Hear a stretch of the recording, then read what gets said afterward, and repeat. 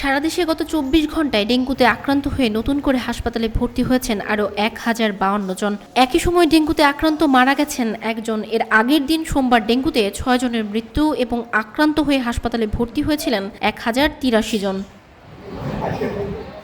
এই নিয়ে চলতি মাসের ১৯ দিনে ডেঙ্গুতে মোট ১০৭ জনের মৃত্যু এবং ২০,৩০৩ জন আক্রান্ত হয়েছেন। এছাড়া সব মিলিয়ে চলতি বছরে ডেঙ্গুতে মোট মৃত্যুর সংখ্যা দাঁড়ালো ৪২২ জনে এবং মোট আক্রান্ত হলো ৮২,১২০ জন।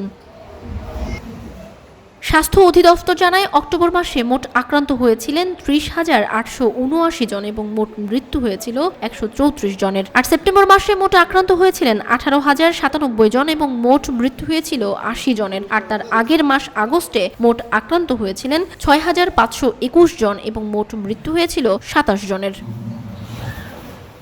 মঙ্গলবার স্বাস্থ্য অধিদপ্তর থেকে পাঠানো ডেঙ্গু বিষয়ক এক প্রেস বিজ্ঞপ্তিতে বলা হয়, ডেঙ্গুতে আক্রান্ত হয়ে ঢাকাসহ দেশের বিভিন্ন সরকারি বেসরকারি হাসপাতালে বর্তমানে চিকিৎসাধীন আছেন ৩,৯৯৩ জন। তাদের মধ্যে ঢাকায় ভর্তি ১,৬২০ জন এবং ঢাকার বাইরে রয়েছেন ২,৩৭৩ জন। স্বাস্থ্য অধিদপ্তর জানায়, গত ২৪ ঘন্টায় আক্রান্তদের মধ্যে বরিশাল বিভাগে ৮৫ জন, চট্টগ্রাম বিভাগে ১৩৭ জন, ঢাকা বিভাগে ১৭১ জন, ঢাকা উত্তর সিটি কর্পোরেশনে ২৪২ জন, ঢাকা দক্ষিণ সিটি কর্পোরেশনে ১৫১ জন, খুলনা বিভাগে ১৪০ জন, ময়মনসিংহ বিভাগে ৩৫ জন, রাজশাহী বিভাগে ৭৪ জন, রংপুরে ১২ জন এবং সিলেট বিভাগে ৫ জন রোগী ভর্তি রয়েছেন। অধিদপ্তরের তথ্য মতে গত ২৪ ঘন্টায় হাসপাতাল থেকে ছাড়পত্র পেয়েছেন ১,০৬৭ জন।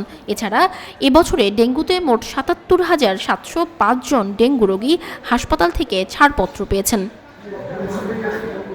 তাছাড়া চলতি বছরের জানুয়ারি মাসে ডেঙ্গু আক্রান্ত হয়ে হাসপাতালে ভর্তি হন ১,০৫৫ জন, যাদের মধ্যে ১৪ জনের মৃত্যু হয়েছে। ফেব্রুয়ারি মাসে হাসপাতালে ভর্তি হয় ৩৩৯ জন, যাদের মধ্যে মৃত্যু হয়েছে ৩ জনের। মার্চ মাসে আক্রান্ত হয়েছেন ৩১১ জন, যাদের মধ্যে ৫ জনের মৃত্যু হয়েছে। এপ্রিল মাসে হাসপাতালে ভর্তি হয়েছেন ৫০৪ জন, যাদের মধ্যে মৃত্যু হয়েছে ২ জনের। মে মাসে ৬৪৪ জন রোগী হাসপাতালে ভর্তি হয়েছেন, মৃত্যু হয়েছে ১২ জনের। জুন মাসে ৭৯৮ জন হাসপাতালে ভর্তি হয়েছেন, যার মধ্যে মৃত্যু হয়েছে ৮ জনের এবং জুলাই মাসে ২,৬৬৯ জন রোগী হাসপাতালে ভর্তি হয়, তাদের মধ্যে মৃত্যু হয়েছে ১২ জনের।